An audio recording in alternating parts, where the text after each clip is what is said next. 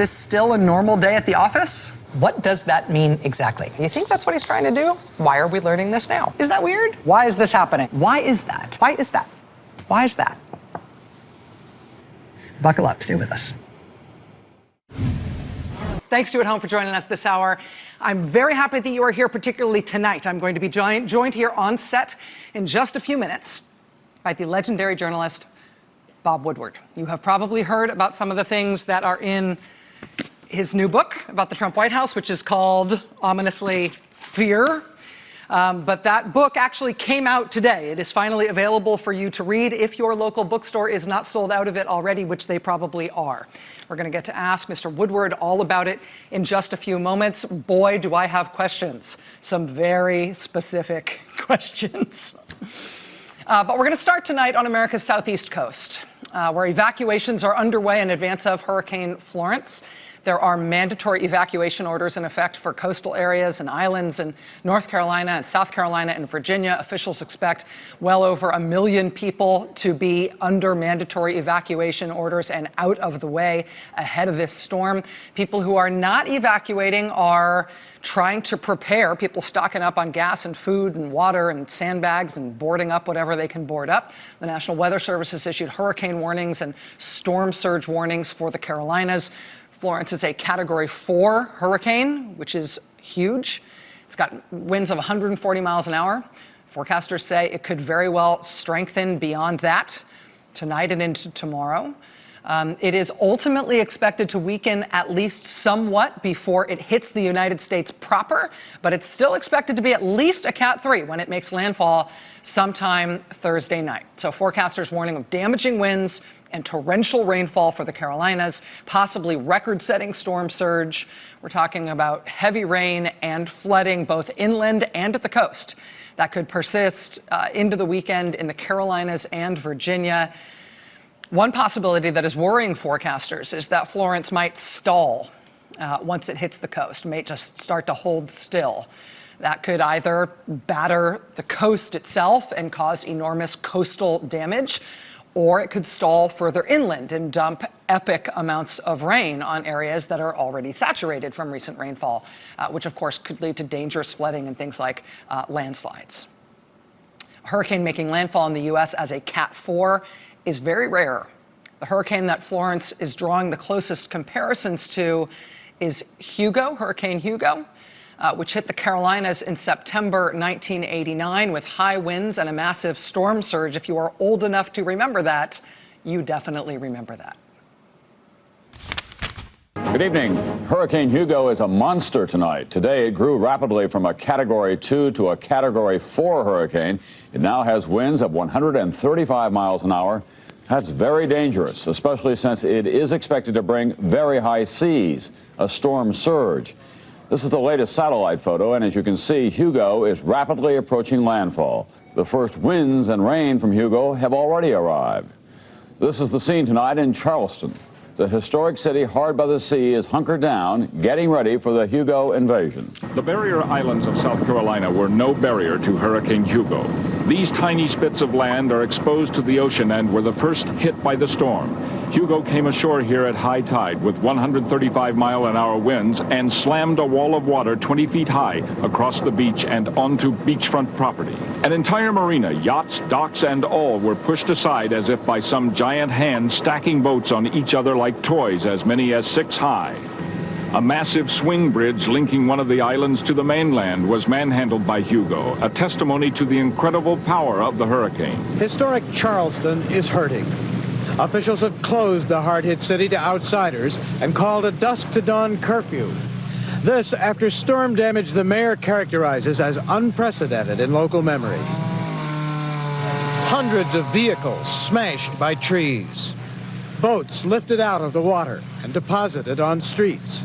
The roof blown off City Hall, workmen rushing to repair it. Communications with nearby islands cut off. I've been through storms, but not like this one. I was scared to death during this hurricane. Hurricane Hugo in 1989 killed dozens of Americans, caused billions of dollars in damage.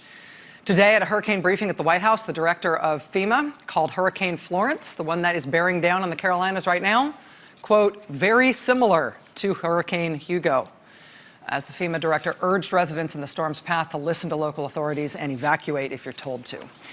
Hugo is not the most recent Category 4 hurricane to hit this country, though. The last Category 4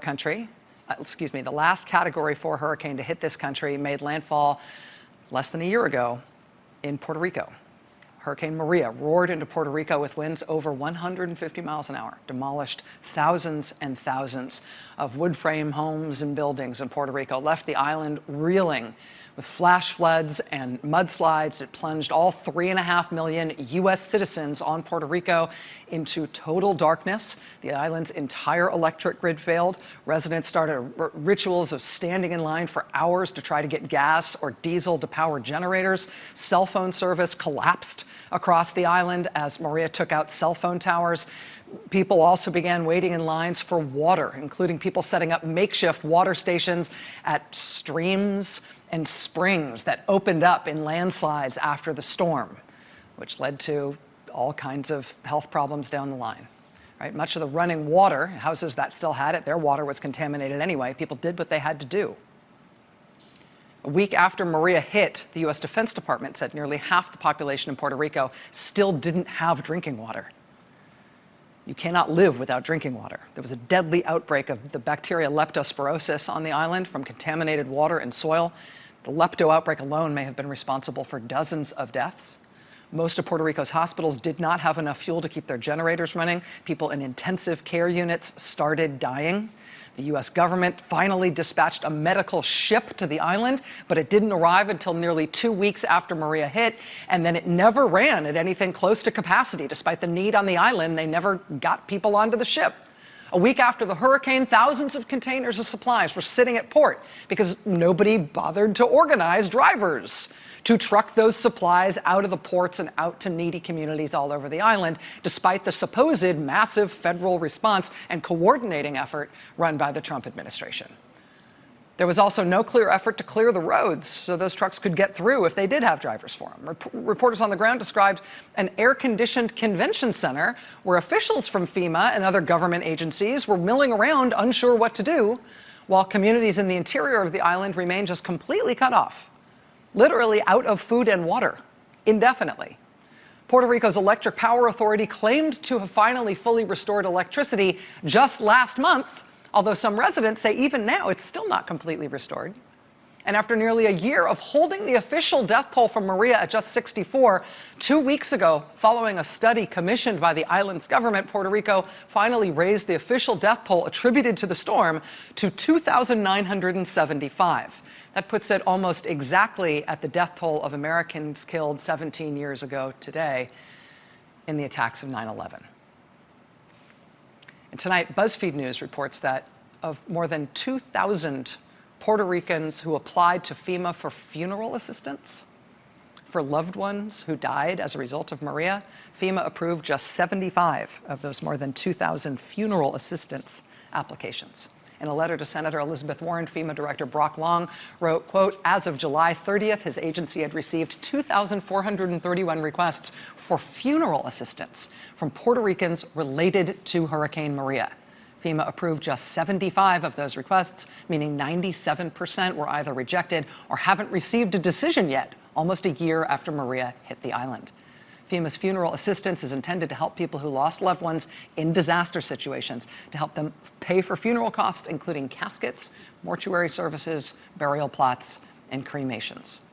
Although FEMA Director Brock Long did not give a specific reason in his letter for the rejections, he pointed to FEMA's requirements for funeral assistance. To qualify, Puerto Ricans had to provide a death certificate or a letter from a government official.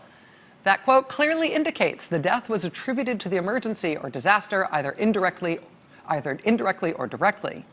But getting that information was, of course, impossible for many families because, as the Puerto Rican government recently admitted, officials, until now, weren't correctly counting hurricane-related deaths.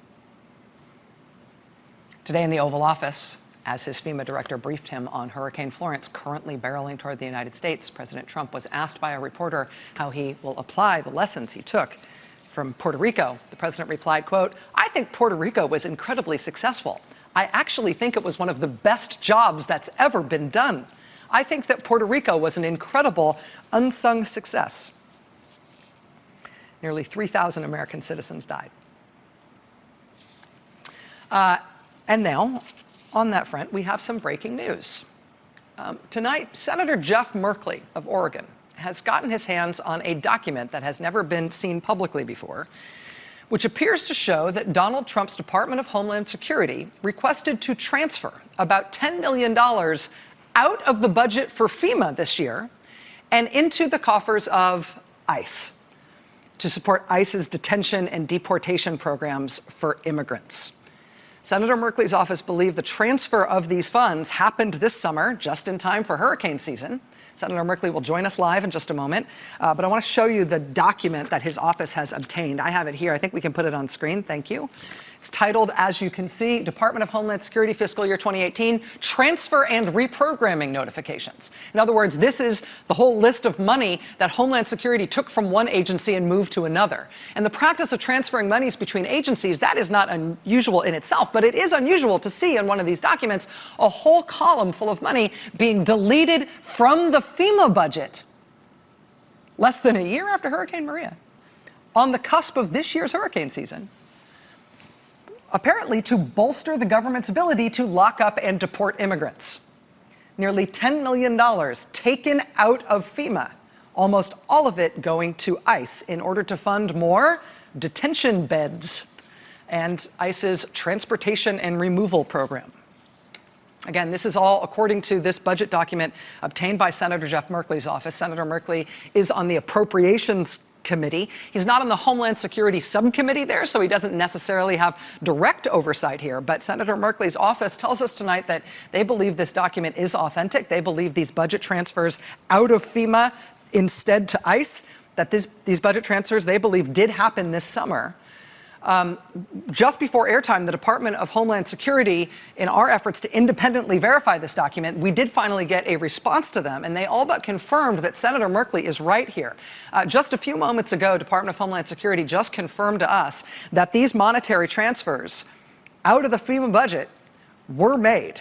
A DHS spokesperson didn't dispute the authenticity of the document to us, and instead told us that the money didn't come from any of our disaster response and recovery efforts. But again, it appears that it did come from FEMA. We couldn't get any elaboration on that. The spokesperson said that's all they could tell us on such short notice.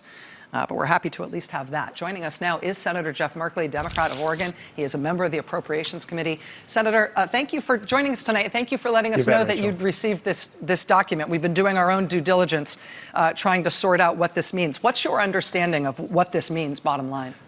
Well, it means that just as hurricane season is starting, because it generally starts June 1st, the administration is working hard to find funds for additional detention camps. And of course, this is all part of the child separation policy. And that's how this information came into my hands, because of my work on this issue of trying to stop the child separations. But in fact, so $10 million comes out of FEMA when we're facing a hurricane season, knowing what happened last year, and then look what we've had since. A hurricane just barely missed Hawaii, a tropical storm that almost became a hurricane hit Mississippi, and now we have this hurricane Florence bearing down on the Carolinas. I find it extraordinary. And by the way, Rachel, the chart you put up is the same chart I have in my hand right here. It says that money came from response and recovery, right on it. So I would dispute the statement that this has no bearing on addressing the challenges from hurricanes. I am looking at the same document as you said that you are, and you're right. The list of areas from which from which the money comes includes response and recovery, and then response and recovery, and response and recovery, response, also preparedness and protection, mission support, mitigation, regional operations, all areas that FEMA has apparently partially defunded in order to instead send the money to ICE. Now, as you mentioned, Senator, this document and your understanding about what this means comes in part from your work on the family separation policy. You did groundbreaking work exposing that to the public. You were the first person to come out and say that you'd been able to get into one of these facilities and seen kids in cages. Is it your understanding that the Trump administration's policy to start separating families, to start taking kids away from their parents, to start that new effort that they did this year, that might have necessitated this increase in funds because they didn't otherwise get that funded by Congress? Yes, absolutely. It seems very connected because it was in a speech in May 7th that Jeff Sessions announced this new policy that actually started a little bit earlier, the month earlier. But clearly they were saying if we're going to start arresting as a criminal matter and detaining people, we need to have much bigger detention camps. Oh, well, we better get some more money into that. And now the administration has just put out a draft regulation in which they intend to establish internment camps so that to lock up children behind barbed wire. So we're going from the horrendous policy of ripping children out of their parents' arms, and of course we're still trying to reunify all those families, to a new strategy of building internment camps that would be funded through the same account that these funds would go to through ICE. Internment camps for kids who have been accused of crimes, of kids who are in trouble in the judicial system because of some criminal behavior, or simply kids who are immigrants? Kids who simply are part of a family. So this is family internment camps. And we haven't done anything like that since World War II. It absolutely comes from a dark and evil place in the heart of this administration. They're going from one strategy of inflicting trauma on children to a new strategy that they're trying to implement to inflict trauma on children, all to send, as Jeff Sessions says, a message of deterrence to discourage people who are fleeing persecution from ever considering arriving on the shores of the United States of America. Senator, let me ask you one sort of technical question here, but one that may be important to the future of what happens next now that you have exposed this document. And again, what this document indicates and what Homeland Security is confirming to us tonight is that nearly $10 million has been taken out of the budget of FEMA right in advance of hurricane season and instead transferred to ICE for what appears to be detention programs for immigrants. Are there potential legal issues here? I mean, I know there is some flexibility in budgeting, and that's sort of baked into the way the government runs. But is there a legal problem here if Congress specifically appropriated Homeland Security funds, right, instructing the administration on how to spend money in this area, and then the administration ignored those instructions and decided to spend this money on something else? I believe that this movement of funds is within the flexibility the administration has. They have to do a report to Congress, and if the amount is over $5 million, they have to notify the chair of the Appropriations Subcommittee, in this case the Homeland Security Subcommittee, and I believe that the committee chair has to sign off, though I'm not 100% clear on that. But essentially, this is the notification document that would have come to the Appropriations Committee, specifically to the chair of Homeland Security. And that apparently was done. I think this is probably within the law. Senator Jeff Merkley, a member of the Appropriations Committee, thank you for your time. Thank you for sharing this document with us so we could tell people this is happening. We would otherwise not have known about it without you, sir. Thank you very much. Great. You're welcome. All right. Again, that breaking news tonight, Senator Jeff Merkley obtaining a document which he shared with us, which we did our own due diligence on, and the Department of Homeland Security has now confirmed its authenticity as a Category 4 hurricane is bearing down on the Carolinas and the Virginia coast, as the president today is bragging about the A-plus job he did in Puerto Rico just under a year ago with a hurricane response effort that resulted in nearly 3,000 Americans dead. We now have evidence that in advance of hurricane season, this summer, as hurricane season was getting ready to start, the Trump administration does appear to have transferred $10 million out of FEMA to instead fund detention facilities for immigrants on the border. Again, the statement that we got from Homeland Security tonight was that this money that was taken out of FEMA by the Trump administration was not out of response and recovery operations. The document that we have obtained appears to indicate that response and recovery, in fact, were among the line items that got robbed in order to instead lock up immigrants. All right, we've got a big show tonight. As I mentioned, Bob Woodward is here live in studio for the interview. His new book, Fear About the Trump White House, is out today. We'll be right back with him right after this. The topics we cover on MSNBC every day, they're driven by big ideas, big themes, huge societal changes. And that's what we talk about on our new podcast. It's called Why Is This Happening? Why Is This Happening with Chris Hayes. New episodes every Tuesday. The full video podcast is no longer available, but The Rachel Maddow Show still is. Check out the full episode audio podcast or watch the show online anytime at now.msnbc.com.